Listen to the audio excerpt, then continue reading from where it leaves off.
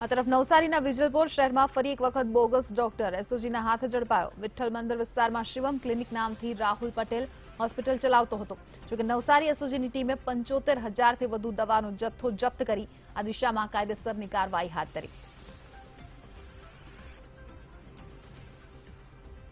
એક ડોક્ટર ઝડપાયો છે। એસઓજીએ 75,000થી વધુની જે દવા છે તે કબજે કરી છે। શિવમ ક્લિનિક ચલાવતો હતો આ ડોક્ટર।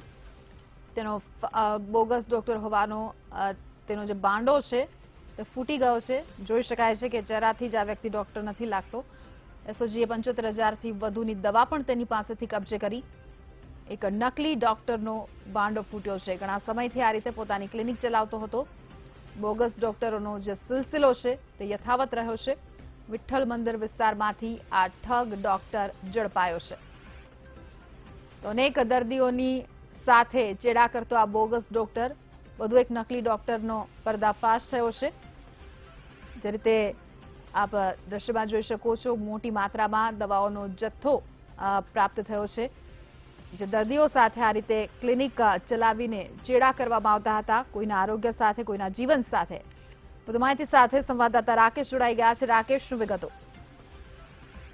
આપને જણાવી દઉં કે છેલ્લા કેટલાક વર્ષોથી વિજલપુરમાં પરપ્રાંતિયો વસે છે, બિન ગુજરાતીઓ વસે છે। ખાસ કરીને જે વાત કરવામાં આવે કે ત્યાં જે વિસ્તારમાં બોગસ ડોક્ટરનો રાફડો ફાટ્યો હોય છે, સમયાંતરે એસઓજી પોલીસે ઘણીવાર છાપા માર્યા છે અને આવા ડોક્ટરનો પર્દાફાશ કર્યો છે। પરંતુ આ છેલ્લા કેટલાક વર્ષથી રેડ પડવામાં આવે છે, પરંતુ એ જે વિસ્તારમાં ડોક્ટરનો રાફડો છે એ અટકવાનું નામ નથી લેતું। આજે ગઈકાલની વાત કરીએ તો ગઈકાલે એક બોગસ ડોક્ટરનું ક્લિનિક એસઓજીએ ઝડપી પાડ્યું હતું। પરંતુ ખાસ કરીને વાત કરવામાં આવે કે અવેરનેસની બાબતમાં વાત કરવામાં આવે કે સ્થાનિક લોકો પણ આવા ડોક્ટરોનો સહારો લઈને સસ્તી દવાઓ મેળવી રહ્યા છે, જેને લઈને આરોગ્ય સામે એક ખતરો ઉભો થયો છે। જી આભાર રાકેશ, આ સમગ્ર માહિતી બદલ।